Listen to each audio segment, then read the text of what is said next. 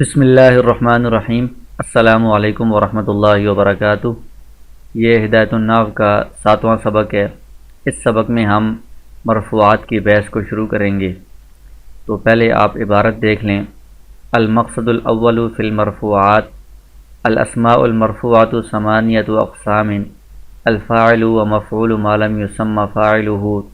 والمبتدأ والخبر وخبر ان واخواتها واسم كان واخواتها واسم ما ولا المشبهتين بليس وخبر لا التي لنفي الجنس۔ القسم الاول الفاعل، وهو كل اسم قبله فعل او صفة اسند اليه على معنى انه قام به لا وقع عليه، نحو قام زيد وزيد ضارب ابوه عمرا وما ضرب زيد عمرا۔ وكل فعل لا بد له من فاعل مرفوع مظهر كذهب زيد، أو مضمر بارز كضربت زيدا، أو مستتر كزيد ذهب۔ وإن كان الفعل متعديا كان له مفعول به أيضا منصوب، نحو ضرب زيد عمرا۔ وإن كان الفاعل مظهرا وحد الفعل أبدا، نحو ضرب زيد وضرب الزيدان وضرب الزيدون۔ وإن كان مضمرا وحد للواحد، نحو زيد ضرب، وسني للمثنى، نحو الزيدان ضربا، وجمع للجمع، نحو الزيدون ضربوا۔ وإن كان الفاعل مؤنثا حقيقيا وهو ما بإزائه ذكر من الحيوان، أنث الفعل أبدا إن لم تفصل بين الفعل والفاعل، نحو قامت هند۔ وإن فصلت فلك الخيار في التذكير والتانيث، نحو ضرب اليوم هند۔ وإن شئت قلت ضربت اليوم هند۔ وكذلك في المؤنث الغير الحقيقي، نحو طلعت الشمس، وإن شئت قلت طلع الشمس۔ هذا إذا كان الفعل مسندا إلى المظهر، وإن كان مسندا إلى المضمر أنث أبدا، نحو الشمس طلعت۔ وجمع التكسير كالمؤنث الغير الحقيقي، تقول قام الرجال، وإن شئت قلت قامت الرجال، والرجال قامت، ويجوز فيه الرجال قاموا۔ ويجب تقديم الفاعل على المفعول إذا كانا مقصورين وخفت اللبس، نحو ضرب موسى عيسى۔ ويجوز تقديم المفعول على الفاعل إن لم تخف اللبس، نحو أكل الكمثرى يحيى وضرب عمرا زيد۔ ويجوز حذف الفعل حيث كانت قرينة، نحو زيد في جواب من قال من ضرب۔ وكذا يجوز حذف الفعل والفاعل معا، كنعم في جواب من قال أقام زيد۔ وقد يحذف الفاعل ويقام المفعول مقامه إذا كان الفعل مجهولا، نحو ضرب زيد، وهو القسم الثاني من المرفوعات۔ القسم الثاني مفعول ما لم يسمى فاعله، وهو كل مفعول حذف فاعله وأقيم هو مقامه، نحو ضرب زيد، وحكمه في توحيد فعله وتثنيته وجمعه وتذكيره وتانيثه على قياس ما عرفت في الفاعل۔ یہ اسم مورب کا باب چل رہا ہے۔ اس باب میں ایک مقدمہ اور 3 مقاصد اور ایک خاتمہ ہے۔ تو مقدمہ مکمل ہو چکا ہے، اب یہ 3 مقاصد شروع ہو رہے ہیں۔ ان میں سے پہلا مقصد جو ہے وہ مرفوعات کے بارے میں ہے، دوسرا آگے آئے گا منصوبات کے بارے میں، اور تیسرا مجرورات کے بارے میں۔ تو یہ المقصد الاول فی المرفوعات، جو پہلا مقصد ہے وہ مرفوعات کے بارے میں ہے، یعنی وہ اسم جو معرب ہوتا ہے، جس کا اعراب تبدیل ہوتا ہے، ان میں سے جو مرفوع اسم ہے، یعنی اسم پر جب رفع ہوتا ہے، وہ کون کون سا اسم ہے جو مرفوع ہوتا ہے، یعنی اس پر رفع آتا ہے۔ تو کہتے ہیں الاسماء المرفوعات ثمانیۃ اقسام، جو مرفوع اسم ہیں ان کی 8 قسمیں ہیں، یعنی 8 قسم کا اسم جو ہوتا ہے وہ مرفوع ہوتا ہے۔ ایک فاعل مرفوع ہوتا ہے، دوسرا مفعول ما لم یسمى فاعلہ مرفوع ہوتا ہے، تیسرا مبتدا، چوتھا خبر، اور پانچواں ان اور اس کے اخوات کی خبر، اور چھٹا کان اور اس کے اخوات کا اسم، اور ساتواں ما ولا مشابہ بلیس ان کا اسم، اور آٹھواں لا نفی جنس کی خبر۔ تو یہ 8 قسم کے اسم ہیں جو مرفوع ہوتے ہیں۔ ان میں سے ہر ایک کی آگے پوری تفصیل بیان کریں گے۔ تو ان 8 قسموں میں سے جو پہلی قسم ہے فاعل ہے، اس کی تفصیل یہ ہے، سب سے پہلے اس کی تعریف بیان کی ہے وهو کل اسم قبلہ فعل او صفت، فاعل ہر وہ اسم ہے جس سے پہلے فعل ہو یا کوئی صیغہ صفت ہو۔ تو صفت سے مراد یہاں پر جو موصوف اور صفت ہوتی ہے وہ صفت مراد نہیں ہے، اس صفت سے مراد صیغہ صفت ہے۔ صیغہ صفت کہتے ہیں اسم فاعل، اسم مفعول، اسم ظرف اور اسم تفضیل یا مصدر، یہ جو ہوتے ہیں جن کو شبہ فعل بھی کہا جاتا ہے، یعنی یہ فعل کے مشابہ ہوتے ہیں عمل کرنے میں، ان کو صیغہ صفت کہا جاتا ہے۔ تو وہ اسم جس سے پہلے فعل ہو یا صیغہ صفت ہو، اسند الیہ، اس فعل کی یا صیغہ صفت کی اس اسم کی طرف اسناد کی گئی ہو، نسبت کی گئی ہو۔ علامانہ نسبت اس طور پر انہ قام بہ، کہ وہ جو فعل ہے یا وہ جو صفت ہے وہ اس کے ساتھ قائم ہے، یعنی اس اسم کے ساتھ قائم ہے، یہ اسم نے وہ کام کیا ہے یا اس اسم کے ساتھ وہ کام ہوا ہے، واقع ہوا ہے۔ لا وقع علیہ، اس اسم پر واقع نہیں ہوا۔ اگر وہ اسم ایسا ہے کہ وہ فعل اس پر واقع ہوا ہے وہ تو مفعول بن جاتا ہے، جس کی تفصیل آگے آئے گی۔ فاعل وہ ہوتا ہے کہ جس پر فعل واقع نہیں ہوتا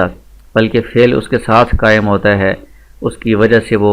وجود میں آتا ہے، اس کے ذریعے سے وہ وجود میں آتا ہے، قائم ہوتا ہے۔ نحو قام زید، جیسے قام زید ایک جملہ ہے، اس میں زید اسم ہے، اس سے پہلے قام فعل ہے، اور اس قام فعل میں جو قیام ہے، کھڑا ہونا، اس کی زید کی طرف نسبت ہے، اسناد ہے، اور یہ اسناد اس طور پر ہے کہ زید کھڑا ہوا ہے، یعنی قیام جو ہے وہ زید کے ساتھ قائم ہے، زید پر واقع نہیں ہوا، تو زید یہ قامہ کا فاعل بنے گا۔ دوسری مثال ہے زید ضارب ابوہ عامرا، یہ صیغہ صفت کی مثال ہے۔ ابوہ یہ ایک اسم ہے، اس سے پہلے ضارب یہ اسم فاعل کا صیغہ ہے، یہ صیغہ صفت ہے یعنی شبہ فعل ہے، تو اس کے اندر جو مارنے والی نسبت ہے اس کی ابوہ کی طرف اسناد کی گئی ہے، نسبت کی گئی ہے، اور اس طور پر کہ ابوہ کے ساتھ یہ مارنا قائم ہے۔ جو ابن ہے یعنی زید کے جو باپ ہے اس نے مارا ہے، اس پر یہ مارنا نہیں واقع ہوا بلکہ عمر پر یہ واقع ہوا ہے، تو عمر مفعول ہوگا، تو ابوہ نے مارا ہے، مارنا اس کے ساتھ قائم ہے، تو ابوہ یہ ضارب ان کا فاعل بنے گا۔ اسی طرح ایک نفی کی مثال دی ہے ما ضرب زید عمرا، تو ما ضرب یہ فعل منفی ہے، اس کے بعد زید ہے، تو نہ مارنے کی اسناد ہو رہی ہے، نسبت ہو رہی ہے زید کی طرف، تو زید اس کا فاعل بنے گا۔ آگے اس کی مزید تفصیل بیان کر رہے ہیں فاعل کی کہ وَكُلُّ فِعْلٍ لَا بُدَّ لَهُ مِنْ فَاعِلٍ مَرْفُوعٍ، ہر کوئی بھی فعل ہو یعنی کوئی بھی کام ہے تو لازمی طور پر اس کو کرنے والا کوئی نہ کوئی فاعل موجود ہوگا، ضروری ہوگا، تو وہ فاعل ہمیشہ مرفوع ہوتا ہے، اس کا اعراب رفع ہوتا ہے۔ پھر اس کی آگے مختلف صورتیں ہیں۔ مظہرن، کبھی تو فاعل جو ہوگا وہ اس میں ظاہر ہوگا، کہ ذہب زید، اس میں ذہب فعل ہے، زید اس کا فاعل ہے اور یہ اس میں ظاہر ہے یعنی ضمیر نہیں ہے۔ او مضمرن، یا کبھی فاعل جو ہوگا وہ ظاہر نہیں ہوگا بلکہ ضمیر ہوگا۔ پھر ضمیر کی دو صورتیں ہیں، بارزن، یا تو ضمیر بارز ہوگی یعنی وہ واضح ہوگی، نظر آ رہی ہوگی، کہ ضربت زیدن، اس میں ضربت میں جو تو ضمیر ہے وہ اس کا فاعل بن رہی ہے اور تو ضمیر ہمیں سامنے نظر آ رہی ہے، بارز ہے، واضح ہے۔ او مستترن، یا ضمیر فاعل ہوگی اور وہ ضمیر چھپی ہوئی ہوگی، نظر نہیں آئے گی، کہ زید ذہبہ، اب اس میں ذہبہ کے اندر ہوا ضمیر مستتر ہے، چھپی ہوئی ہے، وہ نظر نہیں آ رہی، وہ اس کا فاعل بن رہی ہے۔ تو ہر فعل کا فاعل تو لازمی ہوتا ہے، فاعل کے بغیر تو فعل وجود میں نہیں آ سکتا، اور اگر فعل متعدی ہے وَإِنْ كَانَ الْفِعْلُ مُتَعَدِّيًا تو كَانَ لَهُ مَفْعُولٌ بِهِ أَيْضًا مَنْصُوبٌ، تو اس کا فاعل تو ہوگا ہی ہوگا، متعدی میں پھر ساتھ ساتھ مفعول کا ہونا بھی ضروری ہے، اور مفعول منصوب ہوتا ہے۔ نحو ضرب زید عامرا، اس میں زید نے مارا ہے تو یہ زید فاعل ہے، عامرن عامر کو مارا ہے تو یہ مفعول ہے۔ تو فعل متعدی میں فاعل اور مفعول دونوں ہوتے ہیں، اور جو فعل لازم ہوتا ہے اس میں فاعل ہوتا ہے، صرف مفعول نہیں ہوتا۔ تو خلاصہ یہ ہے کہ ہر فعل کا فاعل ہونا ضروری ہے، فاعل کے بغیر فعل نہیں ہوتا۔ آگے فاعل کے اعتبار سے فعل کی مختلف صورتیں بیان کی ہیں۔ فعل کو ہم واحد لائیں گے یا تثنیہ جمع لائیں گے یا مذکر لائیں گے یا مؤنث لائیں گے، تو یہ فاعل کے بدلنے سے یہ ساری صورتیں بدلتی رہتی ہیں۔ تو کہتے ہیں وَإِنْ كَانَ الْفَاعِلُ مُظْهَرًا، اگر فاعل اس میں ظاہر ہو، ضمیر نہ ہو، وُحِّدَ الْفِعْلُ أَبَدًا، تو اس کا جو فعل ہوگا ہمیشہ وہ واحد کا صیغہ ہی لایا جائے گا، تثنیہ جمع کا صیغہ نہیں لائیں گے۔ نحو ضرب زید و ضرب الزیدانی و ضرب الزیدون، اس میں زید اور الزیدانی الزیدون یہ تین جملوں میں فاعل بن رہا ہے، اور یہ اس میں ظاہر ہے، ضمیر نہیں ہے۔ تو زید چاہے ایک زید ہو، زیدانی دو زید ہوں، زیدون بہت سارے زید ہوں، ان کے ساتھ جو فعل آئے گا ضرب وہ سارا واحد ہی رہے گا، اس کے اندر تثنیہ جمع کے اعتبار سے تبدیلی نہیں ہوگی، تو تینوں جملوں میں ضرب واحد ہی رہے گا۔ وَإِنْ كَانَ مُضْمَرًا، اور اگر فاعل اس میں ظاہر نہ ہو بلکہ ضمیر ہو، تو اس صورت میں پھر جو فعل ہوگا وہ اس فاعل کے مطابق ہی ہوگا۔ وحد للواحد، فاعل واحد ہے تو فعل بھی واحد ہوگا، زید ضرب۔ ثنی للمثنى، فاعل تثنیہ ہے تو فعل کو بھی تثنیہ لائیں گے، نحو الزیدانی ضربا، تو یہ زیدانی یہ تثنیہ ہے تو ضربا اس کے اندر جو ضمیر ہے وہ زیدان کی طرف لوٹ رہی ہے، وہ فاعل بن رہی ہے، وہ تثنیہ ہے تو ضربا بھی فعل بھی تثنیہ والا لائیں گے۔ وجمع للجمع، فعل اگر فاعل جمع ہے تو اس کے لیے جو فعل لایا جائے گا وہ بھی جمع کا لایا جائے گا۔ الزیدون ضربو، ضربو کے اندر جو ضمیر ہے وہ جمع والی وہ فاعل ہے تو ضربو کو بھی ہم جمع والا صیغہ لائیں گے۔ تو یہ تو واحد تثنیہ اور جمع کے اعتبار سے بتا دیا ہے۔ آگے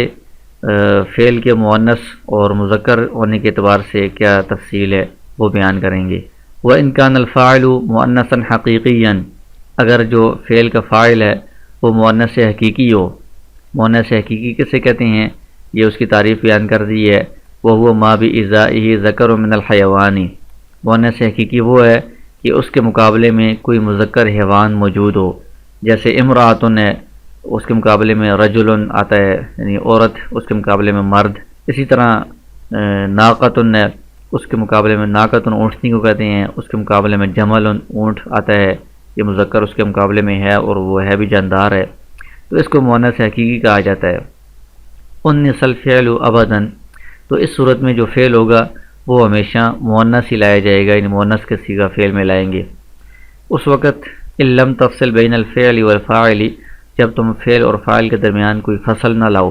یعنی فعل اور فاعل کے درمیان کوئی اور چیز فاصلہ نہ آیا ہوا ہو، تو اس صورت میں ہم فعل کو مؤنث ہی لائیں گے ہمیشہ۔ نحو قامت ہندن، ہندن ایک عورت کا نام ہے تو عورت کے مقابلے میں مذکر جاندار موجود ہے مرد، تو لہٰذا اس کا جو فعل ہوگا وہ قامت مؤنث کا صیغہ آئے گا، قامہ نہیں آ سکتا۔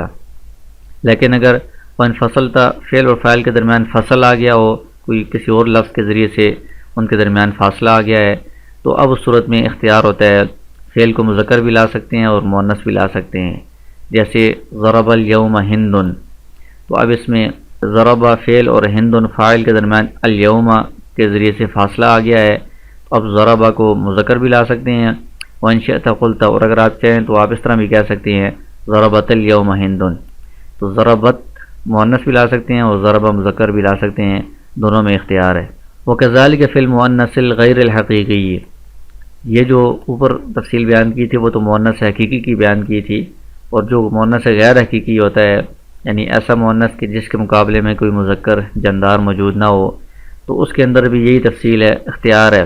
کہ اس کا جو فعل ہے اس کو آپ مذکر بھی لا سکتے ہیں، مؤنث بھی لا سکتے ہیں۔ نحو طلعت الشمس وإن شئت قلت طلع الشمس، الشمس سورج، یہ جو لفظ ہے یہ مؤنث ہے اور اس کے مقابلے میں کوئی مذکر جاندار موجود نہیں ہے، تو یہ مؤنث غیر حقیقی ہے۔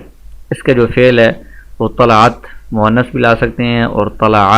مذکر بھی لا سکتے ہیں، دونوں میں اختیار ہے۔ ھذا اذا كان الفعل مسندا الى المظهر،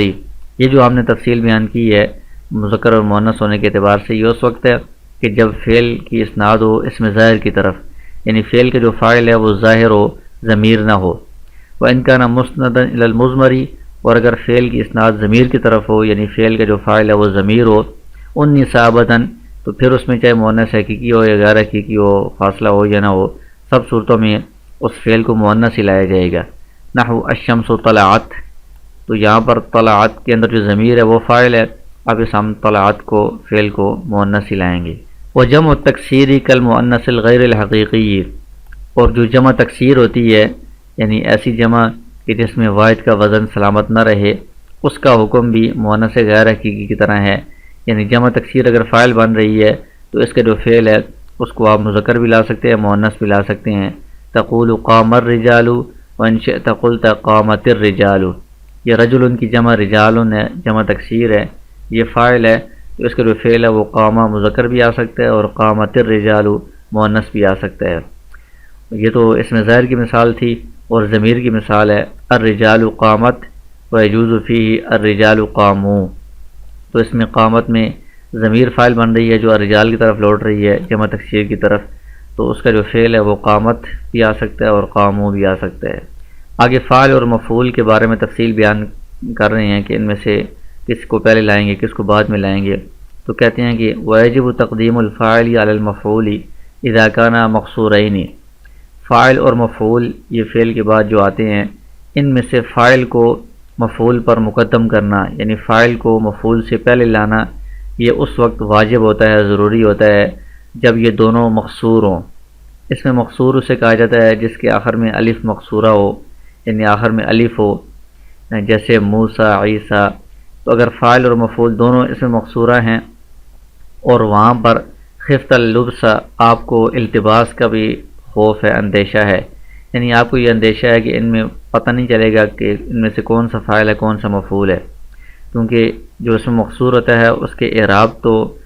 تقدیری ہوتے ہیں، سامنے نظر نہیں آتے کون سا مرفوع ہے کون سا منصوب ہے، تو اس میں پھر التباس کا اندیشہ ہوتا ہے کہ کس کو فاعل بنائیں کس کو مفعول بنائیں۔ تو ایسے موقع پر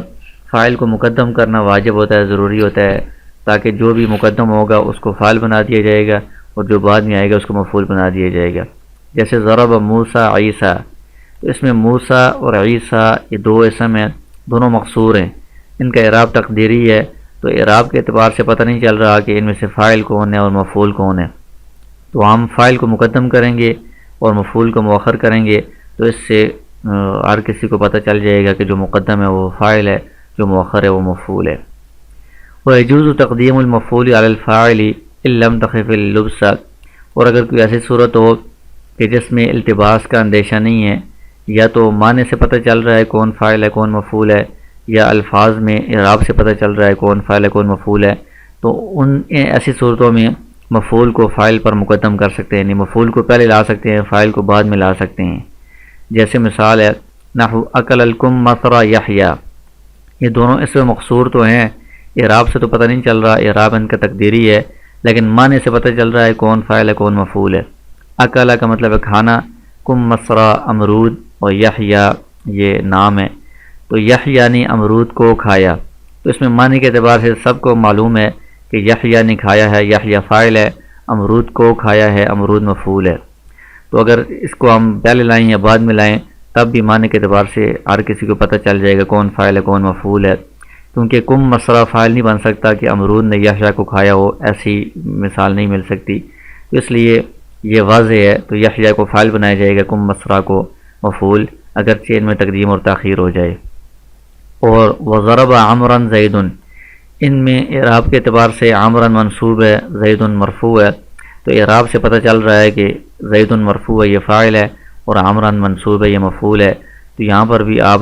مفعول کو فاعل سے مقدم کر سکتے ہیں۔ وَيَجُوزُ حَذْفُ الْفِعْلِ حَيْثُ كَانَتْ قَرِينَةً، اور فعل کو بعض اوقات حذف بھی کر دینا جائز ہے جہاں پر کوئی قرینہ موجود ہو، جیسے زید فی جواب من قال من ضربا، ایک شخص نے سوال کیا من ضربا، کس نے مارا ہے، تو اس کے جواب میں کوئی بندہ کہتا ہے زید، صرف زید کہتا ہے، تو یہ اصل میں اس کا جواب ہے ضرب زید، کہ زید نے مارا ہے، یہ اس کا پورا جواب ہے، لیکن چونکہ من ضربا جو سوال ہے اس کے اندر ضربا مارنے کا ذکر موجود ہے، اب جواب کے اندر دوبارہ اس کو دہرانے کی ضرورت نہیں ہے، قرینہ موجود ہے، لہذا ضربہ کو حذف بھی کر دیں تب بھی جائز ہے، صرف زید کہیں تو سننے والوں کو سمجھ آ جائے گا کہ زید نے مارا ہے۔ وَكَذَا يَجُوزُ حَذْفُ الْفِعْلِ وَالْفَاعِلِ مَعًا، اسی طرح فعل اور فاعل دونوں کو اکٹھا حذف کر دینا بھی جائز ہے، جیسے مثال دی ہے نعم فی جواب من قال اقام زید، ایک شخص نے سوال کیا ہے کہ کیا زید کھڑا ہوا ہے، تو جواب میں پورا جواب تو اس طرح ہے نعم قام زید، جی ہاں زید کھڑا ہوا ہے، تو جو جواب ہے اس میں نعم کو ذکر کر دیا ہے، قام فعل کو بھی اور زید فاعل کو بھی دونوں کو حذف کر دیا ہے، کیونکہ سوال کے اندر یہ دونوں موجود ہیں تو قرینہ موجود ہے۔ تو لہٰذا اس میں جواب میں نعم کہہ کر جواب دیا جا سکتا ہے۔ وقد يحذف الفاعل ويقام المفعول مقامه، بعض اوقات ایسا ہوتا ہے کہ فعل کا جو فاعل ہے اس کو حذف کر دیا جاتا ہے اور جو مفعول ہے اس کو فاعل کے قائم مقام بنا دیا جاتا ہے۔ هذا اذا كان الفعل مجهولا، یہ اس وقت ہوتا ہے کہ جب فعل مجہول ہو۔ فعل مجہول اسے کہتے ہیں کہ جس کا فاعل معلوم نہ ہو، تو اس کا فاعل معلوم نہیں ہے تو لہذا فاعل محذوف ہے، حذف ہے۔ تو مفعول جو ہوتا ہے اس کو ہم فاعل کے قائم مقام بنا دیتے ہیں، جیسے ضرب زید نے، تو زید کو مارا گیا ہے، تو اصل میں تو یہ تھا کہ زید مفعول تھا، اس کو مارا گیا ہے، مارنے والا معلوم نہیں ہے کون ہے تو وہ محذوف ہے، تو ہم زید جس کو مارا گیا تھا یہ مفعول تھا، اس کو ہم نے رفع دے کر فاعل کے قائم مقام بنا دیا گیا ہے، اس کو ہم نائب فاعل کہتے ہیں۔ اور یہی جو نائب فاعل ہوتا ہے جو مفعول تھا پہلے، اب اس کو فاعل کے قائم مقام بنا دیا ہے، یہی دوسری قسم ہے مرفوعات کی، یہ بھی مرفوع ہوتا ہے۔ تو اس کو آگے بیان کر دیا ہے القسم الثانی، مرفوعات کی جو دوسری قسم ہے، مفعول ما لم یسمى فاعلہ، وہ مفعول کہ جس کا فاعل معلوم نہ ہو۔ وہ کل مفعول حذف فاعلہ، ہر وہ مفعول کہ اس کا فاعل حذف کر دیا گیا ہو، یعنی جو کام کرنے والا تھا وہ معلوم نہیں ہے، محذوف ہے، تو جس پر کام ہوا ہے وہ کام، تو اس فعل مفعول کو ہم اس فاعل کا قائم مقام بنا دیتے ہیں۔ اقیمہ ہوا مقامہ، اس مفعول کو فاعل کے قائم مقام بنا دیا گیا ہو، اس کی جگہ پر رکھ دیا گیا ہو۔ نحو ضرب زید، تو اس میں زید پہلے زید کو مارا گیا ہے، زید مفعول تھا، ہم نے اس کو فاعل کے قائم مقام بنا دیا ہے، تو اب اس کا جو اعراب ہوگا وہ بھی زید مرفوع ہوگا، منصوب نہیں رہے گا۔ وحکمہ فی توحید فعلہ وتثنیتہ وجمعہ، یہ جو مفعول ما لم یسمى فاعلہ ہے، اس کا جو حکم ہے کہ اس کا ہم فعل واحد لائیں گے، تثنیہ لائیں گے، جمع لائیں گے، و تذکیری و تانیثی و مذکر لائیں گے، مؤنث لائیں گے، ساری تفصیل جو ہے علی قیاس ما عرفت فی الفاعل، اسی کے مطابق ہے جو آپ نے فاعل میں پڑھ لی ہے، پہچان لی ہے۔ فاعل کے اندر جو تفصیل آئی ہے کہ فعل کو کیسے لانا چاہیے، واحد، تثنیہ، جمع، مذکر، مؤنث، تو اس کے اندر بھی فعل مجہول کے اندر بھی وہی ساری تفصیل ہے کہ جو نائب فاعل ہے یا مفعول ما لم یسمى فاعلہ ہے، یہ مؤنث حقیقی ہے، غیر حقیقی ہے، یا واحد ہے، تثنیہ ہے، جمع ہے، ظاہر ہے، ضمیر ہے، اس کے اعتبار سے فعل کی ساری وہی ترتیب ہوگی جو فاعل کے اندر آپ نے پڑھی ہے۔